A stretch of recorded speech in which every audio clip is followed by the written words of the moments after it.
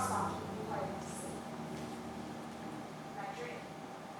Mist floated in through the open window. Then looked back. And then through the mist, I saw. What did you see? 2 glowing red eyes and a ghostly white face staring down. It was terrifying. The next day, my maid could hardly wake me.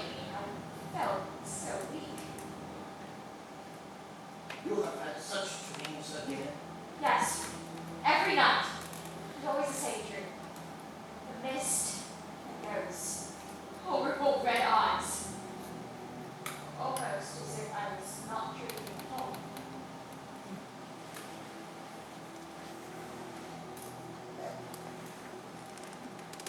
Tell me, my child, how long have you had this marks on your throat? Since the first night, I'm so sorry, Father. I knew that Lucy had those same marks, so I hit them with a scarf. I didn't want to worry you. Oh, there, my child, don't worry. Van Helsing will see no harm comes to you, and that these dreams trouble you no further.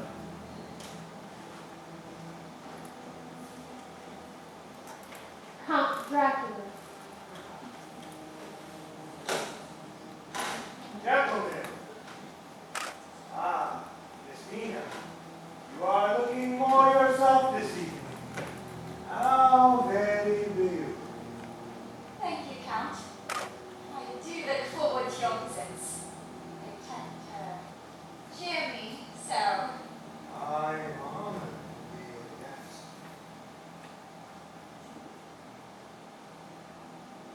And that of the great doctor. I trust I am not interrupting your consultation. No, not at all, Count. Let me introduce to you my good friend and colleague, Ludwig von Helsing. Ah, yes, the master of medicine, the conqueror of the incurable, a most distinguished scientist, a name we have heard of even in the wild of Transylvania. Oh, I'm flattered you have heard of me, Count. And of course, you know Jonathan Hart. You mean Miss Mina's fiance? This place is a rabbit hole. I have gotten completely turned around.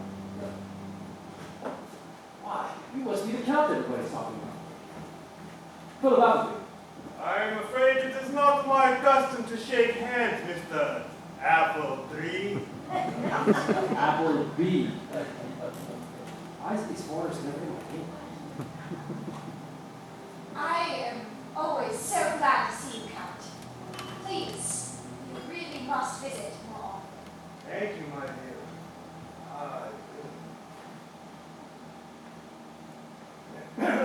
Miss Finster.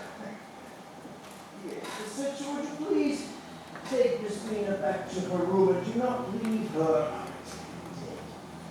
Yes, Mina, your maid will take you back to your room now, but Helsing will see no harm comes to you. She will stay with you. I'll speak with your father now. Miss Finster, if you will. yes, sir.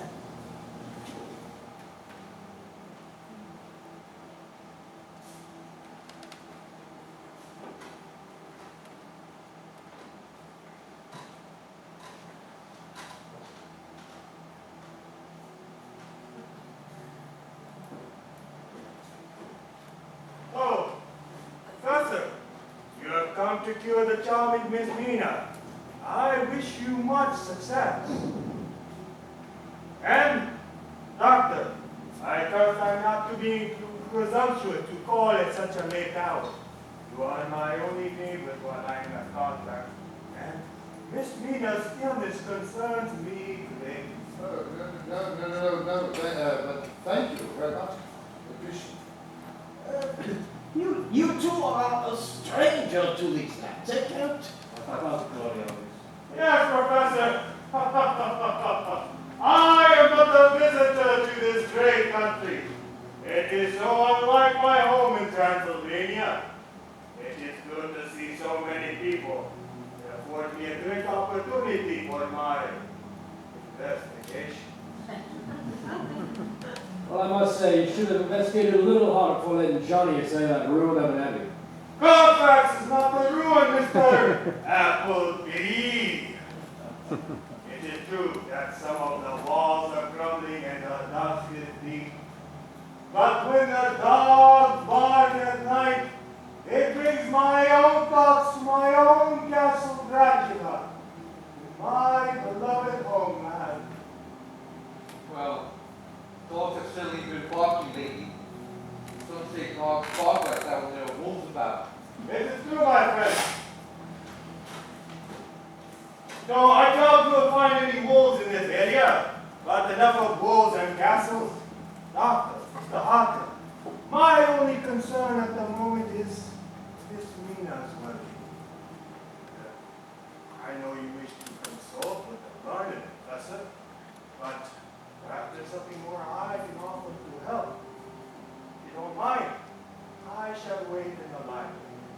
That way, if you need me, I shall be available.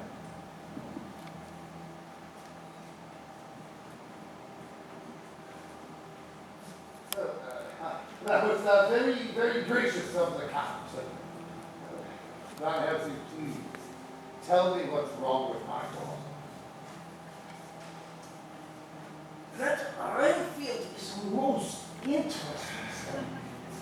Yeah, about Benfield. You know we must find a cure for. What's Benfield have to do with it? Maybe nothing. Maybe everything. We're talking about an anemic girl. Benfield will tell if you cold. A coat! Come now, Harker, you must remember that although science has opened new horizons, vast new fields of study, there are still many old and ancient phenomena that cannot be explained. My investigations have taken me beyond the bounds of man's normal beliefs. I've seen sights both bizarre and unbelievable. I tell you, gentlemen, I have seen them.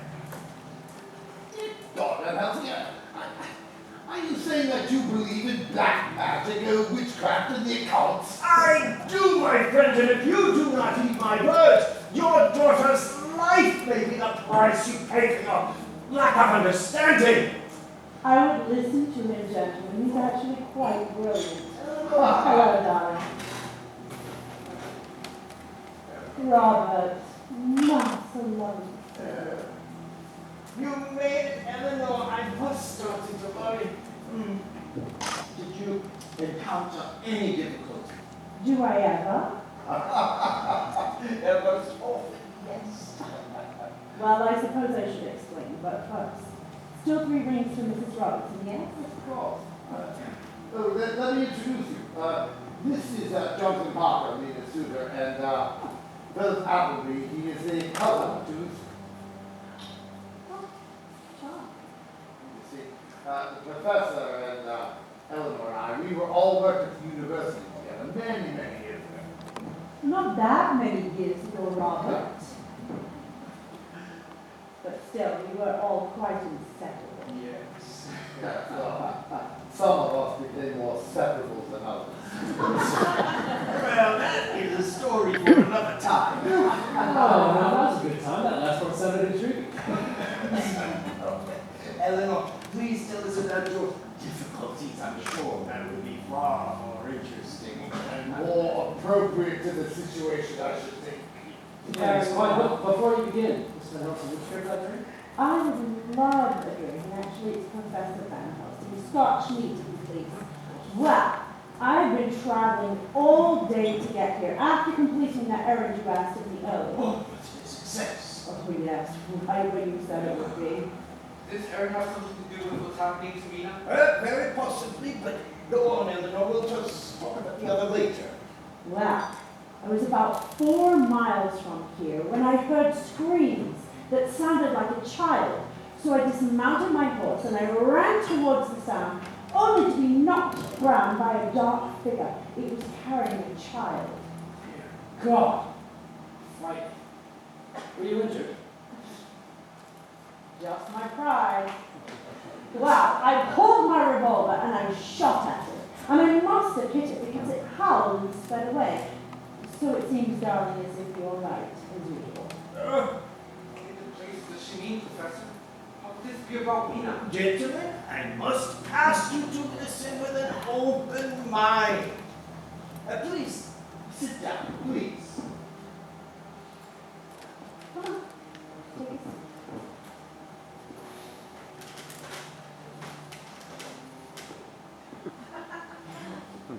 You have all heard the legends from Central Europe of werewolves and vampires. Are you talking about things that suck the life and blood out of the living? I do not call them things. They are the undead. Are you trying to say that first Lucy and now Mina are victims of some medieval mysticism? That's just preposterous.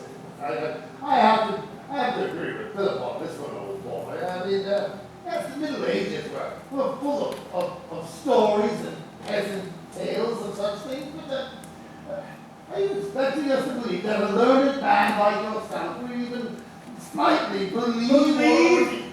Yes, but I do believe. I know that your academics would have you believe that these are stories that to control the neighbor children, or perhaps to increase the Sunday attendance. But the strength of the vampire is the very fact that people will not believe in him. Or her. Yes, of course, or her. But you must believe me when I say that such things are real. Some of us have evidence. They exist. All right, Professor.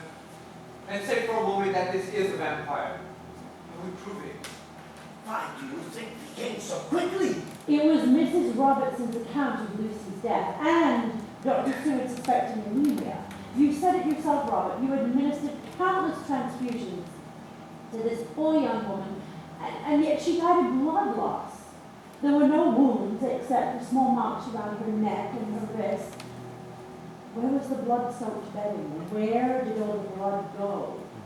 The small dot in right centers, that is the mark of the vampire. You see, the vampire feeds on its victim over time, and each time it feeds, they fall more in their power. I will take her away from here. She may not be willing to go. And I will force her. No, Harker. To do that may kill her. The shock would be too great. You see, the vampire develops a strong link with its victim in life and in death. I warn you, the vampire is the personification of evil. It kills not only to survive, but it enjoys the pain and terror it inflicts. Death. Sounds like all the others To that there is no doubt. Brother Van Helsing, how do we kill it? Stake through the heart, decapitation, but only during the day, as night nothing can stop it. You said you shot it. Well, yes, you can slow it down with silver, maybe hurt it a little bit, but at night, Nothing can stop it. The vampire must lie dormant in its coffin during the day. It must rest in the earth it was buried in, of its homeland. This is when we will destroy him. You rang for me, Doctor. oh, actually it was I that rang for you, Mrs. Sir Anderson, Lawrence. when did you arrive? Oh, I let myself in, dear. And how many times have I told you, please call me Ellen? Oh, you knew that would not be possible. Well, when have you ever known me to be proper? Very well, Miss Eleanor. Well, that's a little better. I'll keep working on it. Now, when I arrived here, I remembered something. Do you still have that wonderful garlic patch out there? Oh, yes. There are lots of lovely clothes. magnificent. Come with me, Dolores. We're going to go do some pruning. I have a feeling we're going to be needing a lot before this is through. You know that Renfield, he had an extreme reaction to the garden. Do you suspect Renfield, Professor? I suspect everyone at the moment, Mr. Harker. Tell me, what do you know about this Count Dracula? I didn't speak English very well. He showed up here about 2 months ago.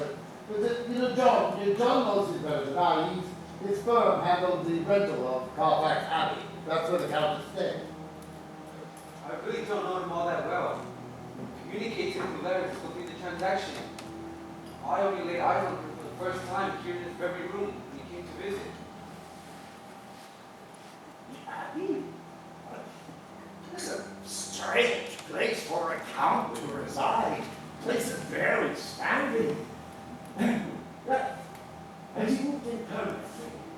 No. He says he's just on a short 6-month holiday and the Abbey reminds him of home, so who am I to argue? Well, Dracula is a very famous name in that part of the world. His great ancestor, the Impaler, he was quite famous. But I do not think it could be our Count because it was the vampire was lie in the dirt of his homeland. What now, Spencer? Not again. It's not Renfield, sir. He's escaped again. How this time? Out the window, sir. You know, he's dropped 50 feet to the ground. I don't know how he does it, sir, unless he can fly. Well, go find him back. And don't sound the alarm. I don't want you disrupting the other patient. Yes, sir. Go. Perhaps we could help. I'd very much like to talk to this Renfield.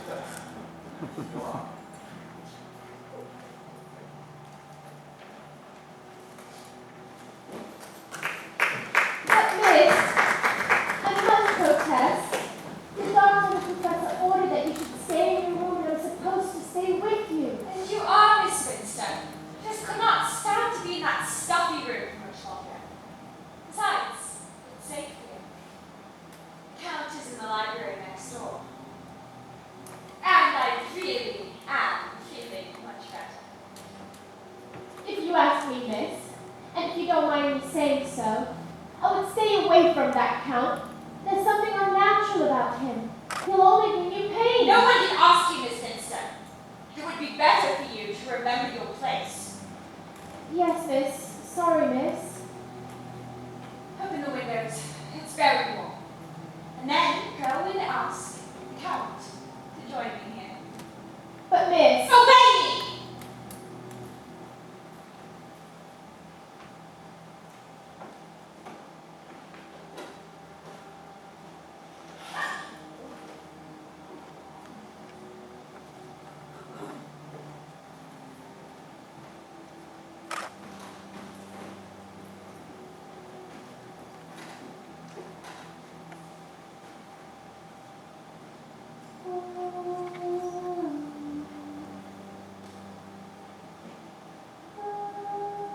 Who are you?